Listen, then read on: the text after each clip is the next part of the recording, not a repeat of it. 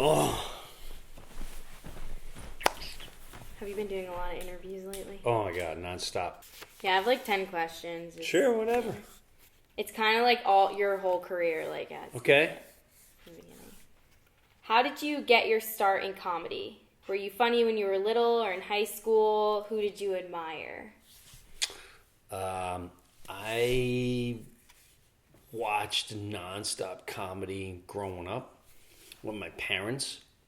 There was all these shows, these older shows like Sonny and Cher and Laugh-In, Lauren Hardy, Abbott and Costello, a lot of slapstick stuff. Every Sunday morning I watched Lauren Hardy, and they were so silly and ridiculous, so I related to it as a little 8, 9-year-old boy. And I always just gravitated towards big comedies, and then I discovered sixth grade, someone gave me an album. They said, listen to this album. You've never heard this? And it was Steve Martin, and the album was called Let's Get Small. And it was a guy with a fake nose and a balloon thing wrapped hat around his head. I'm like, what is this? With big glasses. What is this? Like, he's a comedian. You gotta listen to him. And I had records, but I never heard someone just talk and be funny. And it was I still have that album memorized. And then, so that kind of was the beginning. In sixth grade, we did a talent show, and I did a sketch. I wrote a sketch. And then by high school, 16, I knew that's exactly what I want to do. Is I saw Richard Pryor. I saw it when my parents were sleeping. I'd watch Richard Pryor on HBO. George Carlin, I watched with my dad, and Eddie Murphy was my hero. So that is, and then I tried it in high school. I was 17 when I first started doing it at a rock club, because my friends were in bands, so I would go to the rock club and I would MC and introduce them and do bits. And how old were you when you did your first stand-up routine? Like, 17. Were you scared? But I wasn't scared. I was cocky, really confident, really cocky. I was so confident. If you didn't laugh at me, my honest attitude was, you just blew it. You just blew an opportunity, because in like 20 years I'm going to be a name, and you're going to go, I had a chance to see this guy and I blew it. I sat there with a stiff face like a dope, sipping on my dopey martini. And yeah, so the rock club was first. I was 17. And then when I was 18, I think I went to an open mic night at a comedy club in Long Island called Governors. And I did a bit about killing spiders and pigeons. And that was, I thought I was going to be discovered that night. Wow. So tell me about Saturday Night Live now. How did you get on the show, and how did Goat Boy come to be? I was in the middle of getting recognized in Hollywood by big networks and producers, and the network NBC was a big fan, and they tried to develop a show for me, and I had some other shows that were being developed for me, and then some fell through. And NBC wanted me to do something with the Tonight Show and something at late night. And while I was in the middle of that, they asked me if I would audition for Saturday Night Live. And I said no, because I knew Jay Moore, and I saw Sarah Silverman in the clubs, and I just saw all these people were so miserable. I couldn't believe how mean and miserable they got, and the show was just kicking their butt. And it was just the time when they were on it, I went, oh my gosh, these are all really good people, and I don't know what happened to them. And so I said, no. I said, no, it's, why not? They were shocked. What do you mean I got to try out? So I see the way these people came out of it. No, I don't, they look damaged. And they said, no, we're doing new cast, new writers, new everything. Let's make sure no one's dead. Yeah, it sounds like fun. New cast, new writers, and it's just a completely different show. And then I auditioned more than anyone else on that cast. They came to see me do stand-up comedy a couple times. I was the last guy hired on that show for that cast. The Will Ferrell and Tracy Morgan and Sherry O'Terry, the 95 cast. We were new. So, and then Goat Boy, they all thought I was nuts. I said, I want to do a guy, and he's got Tourette's of a goat, and he gets it when he sings. So, he'll go, start spreading the news in today. They're like, yeah, okay. We'll come back to you. And then about a year later, the guy came to me with some whacked out. It was a government project that failed, and he's got a show on VH1. I said, that's crazy. That's the dumbest thing I ever heard. And then when I read it in front of Lorne Michaels and Tom Hanks, they were spitting up. They were laughing so hard, and I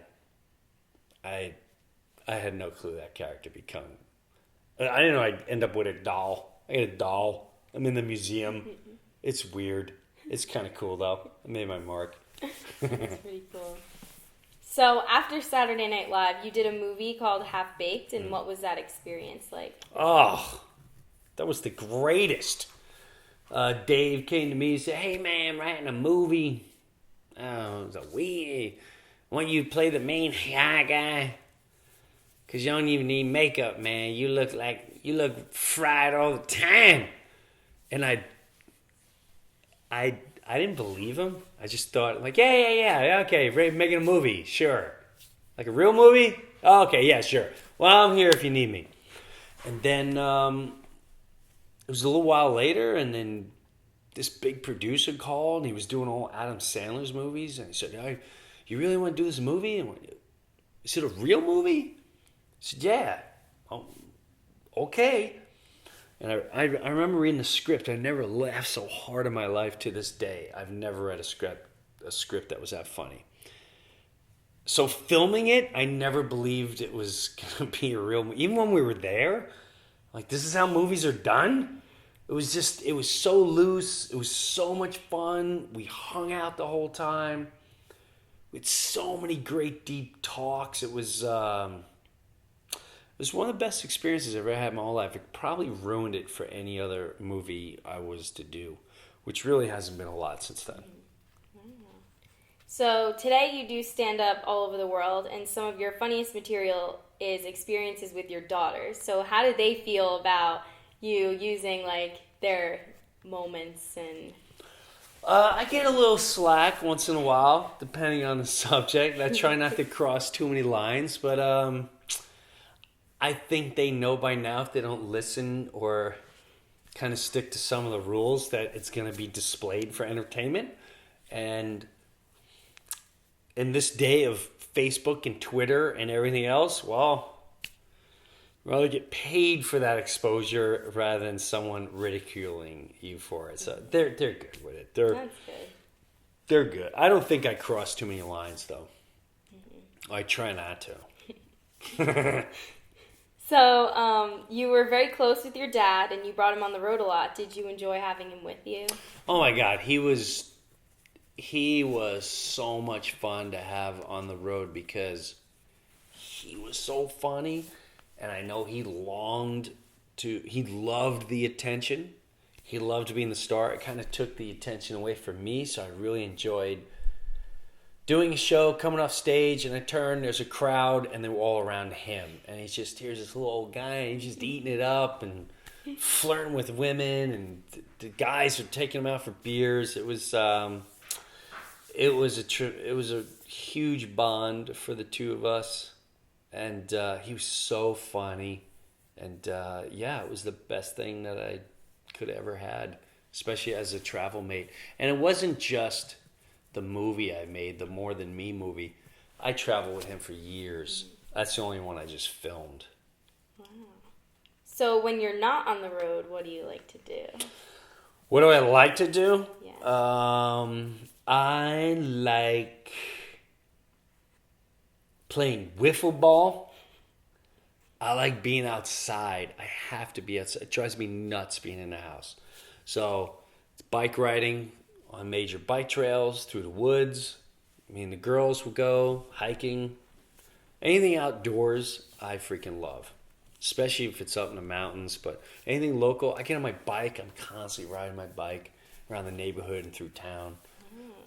And I don't wear the pants and the hat. And I do no hands waving to people. I don't do that nonsense.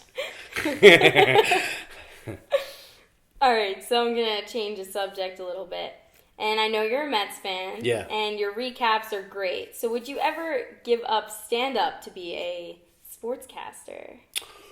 Ooh, my wife constantly wants me to be a sport. She's been, since we were married, she's like, you should be a sportscaster. That's a tough one. The money would have to be tremendous. Absolutely tremendous for me to go off the... I think that's something I would do maybe when the kids are all out of the house and I don't need to tour to make money. And I have a passion for touring. So I would say it's a good possibility. Near future. You never know. You never know. Especially with what's that live app now? What's where you can go live? Periscope. Especially with Periscope. Or Facebook Live. You never I know. always see the videos up there. Yeah. Well, now I may go live one day and you watch the game with me. I Yeah, don't know. that's cool. Yeah. Wow. So another question similar to it, if you didn't do stand-up, what else would you have wanted to be? Like thinking back. Well, definitely an entertainer. I just made a rock album. And that was the other thing I was going to do. I wanted to front a rock band. And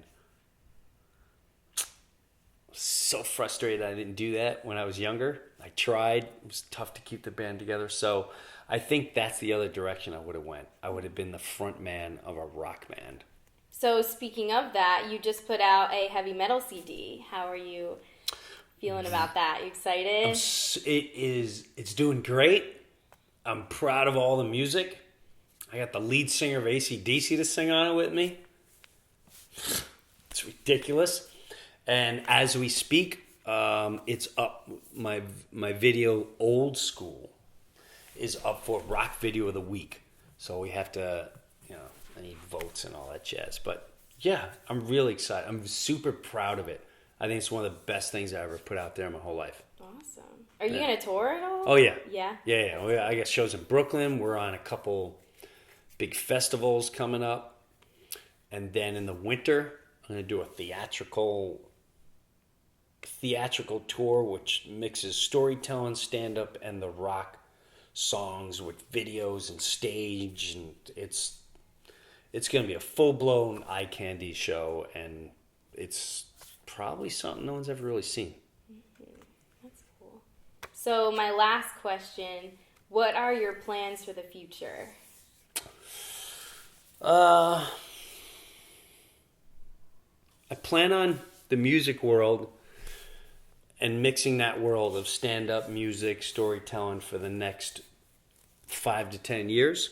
And in the meantime, also developing a TV show. Ooh. And I'm kind of in the middle of that now.